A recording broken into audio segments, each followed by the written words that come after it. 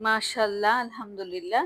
মাছ-মাংস ছাড়াও সবজি খেতে যে এতটা মজার হয়, যারা আসলে এ ধরনের সবজি লাভার আছেন তারাই জানেন। তো আজকে মজাদার স্বাদের লতি চিংড়ি রান্না করেছি। জাস্ট এর চেহারাটা বা এর লুকটা যেরকম সুন্দর এসেছে, খেতেও অনেক ভালো হয়েছে। আসসালামু আলাইকুম, কেমন আছেন সবাই? আজকে আপনাদের সাথে আরো একটি রেসিপি শেয়ার করতে চলে এলাম। তো আজকে রান্না করব লতি চিংড়ি। তো লতিটা ১ম এই বেছে নিচ্ছি। এটা হচ্ছে চিকন লতি।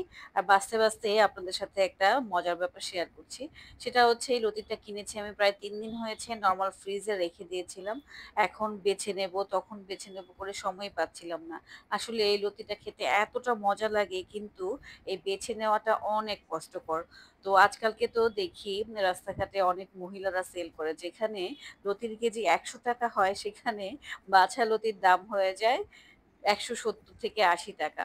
তো চার্জেসটা তারা অনেক নিয়ে থাকে। আসলে নেওয়া প্রয়োজন। এটা বাছতে অনেক সময় লাগে।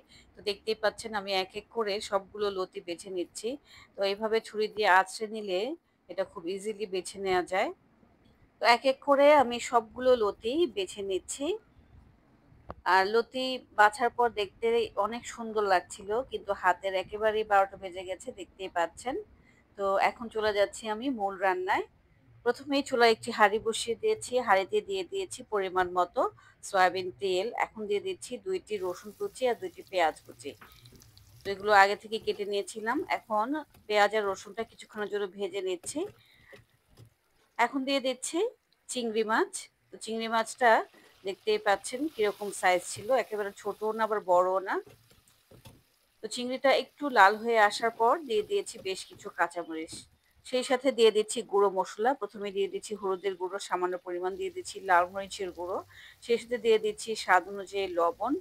আরও দিয়ে দিচ্ছি ধনিয়া গুঁড়ো ১ চা চামচ পরিমাণ। এখন সবকিছু আমি একটু তেলের মধ্যে ভেজে নিচ্ছি। সেই সাথে দিয়ে দিচ্ছি সামান্য পরিমাণ পানি। মসলাটা খুব ভালোভাবে কষিয়ে নিতে হবে, তাহলেই কিন্তু প্রপার টেস্ট আসবে।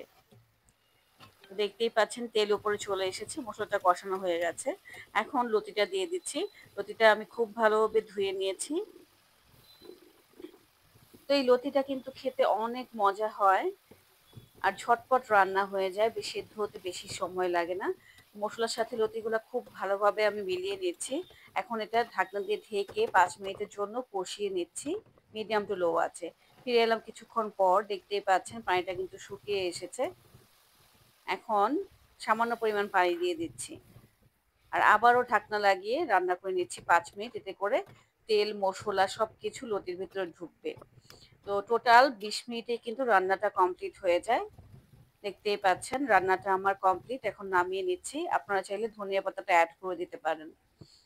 তো এই তো আজকে একেবারে ভাত আর তরকারি নিয়ে আপনাদের সামনে চলে এলাম। এত মজার একটা রেসিপি যে কি আর বলবো। এর উপরে মনে হয় না আর কোনো খাবার আছে। মাছ, মাংস তো অবশ্যই একটা লোভনীয় খাবার, কিন্তু তার উপরেও এই ধরনের সবজিগুলো আরো লোভনীয় হয়। তো যারা এই ধরনের সবজি লাভার আছেন অবশ্যই কমেন্টস করে জানাবেন। আর আপনারা কিভাবে রান্না করেন ওটাও শেয়ার করবেন। আজ এ পর্যন্তই। আল্লাহ হাফেজ। আসসালামু আলাইকুম।